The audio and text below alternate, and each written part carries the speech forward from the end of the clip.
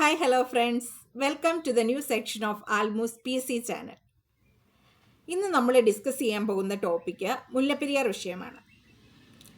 അപ്പം അത് PC oriented ആയിട്ട് ചോദിക്കുന്ന കുറച്ച് കാര്യങ്ങളെ പറ്റിയാണ് പറയുന്നത്. ഇത് രണ്ട് പാർട്ടായിട്ട് തിരിച്ചിട്ടുണ്ട്. ഒന്നാമത്തെ പാർട്ട് ചരിത്രവും നിർമ്മാണവും, രണ്ടാമത്തെ പാർട്ട് നിലവിലെ സാഹചര്യവും വിവാദങ്ങളും. അതിലെ ഒന്നാമത്തെ പാർട്ടായ ചരിത്രവും നിർമ്മാണവുമാണ് നമ്മളിന്ന് നോക്കാൻ പോകുന്നത്. ഒന്നാമത്തെ ക്വസ്റ്റ്യൻ, മുല്ലപ്പെരിയാർ ഡാം നിർമ്മിച്ചിരിക്കുന്നത് ഏത് നദിക്ക് കുറുകെയാണ്? ഏത് നദിക്ക് കുറുകെയാണ് ഒന്ന് ആലോചിച്ച് നോക്കുക. 1 മിനിറ്റ്. പെരിയാർ നദിയുടെ തീരത്താണല്ലേ. അടുത്തത് രണ്ടാമത്തെ ക്വസ്റ്റ്യൻ, മുല്ലപ്പെരിയാർ ഡാം സ്ഥിതി ചെയ്യുന്ന ജില്ല എല്ലാവർക്കും അറിയാം, ഇടുക്കി ജില്ലയാണ്. പീരുമേട് താലൂക്കിലെ കുമ്മളി പഞ്ചായത്ത്. മൂന്നാമതായിട്ട് മുല്ലപ്പെരിയാർ ഡാമിന്റെ ശില്പി ബ്രിട്ടീഷ് എഞ്ചിനീയർ ആയിരുന്ന ജോൺ പെന്നിക്യുക്ക്. ഇനി മുല്ലപ്പെരിയാർ ഡാം നിർമ്മിച്ച വർഷം 1887 മുതൽ 1895.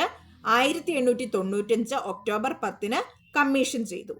ഇനി തിരുവിതാംകൂർ രാജാവായിരുന്ന ശ്രീമൂലം തിരുനാളും ബ്രിട്ടീഷ് സർക്കാരും തമ്മിൽ ചരിത്ര പ്രസിദ്ധമായ ഒരു പെരിയാർ പാട്ടക്കരാറ് ഒപ്പുവെച്ചിരുന്നു. അതിൻ്റെ വർഷം ചോദിക്കാൻ സാധ്യതയുണ്ട്. ഏതാണ്?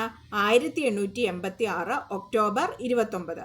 അപ്പം ഈ കരാറ് 999 വർഷത്തേക്കാണ് ഇവർ ഒപ്പുവെച്ചിരുന്നത്. 999 വർഷത്തേക്കാണ് അതിൻ്റെ കരാറെന്ന് പറയുന്നത്. പിന്നെ ഇനി ഈ മുല്ലപ്പെരിയാർ ഡാം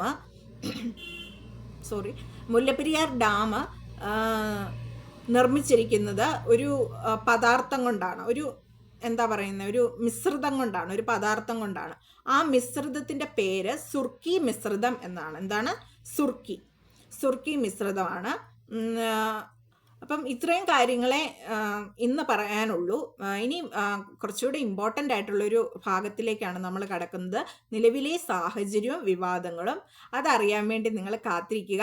ഒന്നാമത്തെ പാർട്ട് ലൈക്ക് ചെയ്യുക, ഷെയർ ചെയ്യുക, കമൻറ്റ് ചെയ്യുക. ഒപ്പം വീഡിയോ ഇഷ്ടപ്പെടുന്നെങ്കിൽ സബ്സ്ക്രൈബ് ചെയ്ത് സപ്പോർട്ട് ചെയ്യുക. ഒപ്പം ഓൾ ബട്ടൺ എനേബിൾ ചെയ്യാൻ മറക്കരുത്.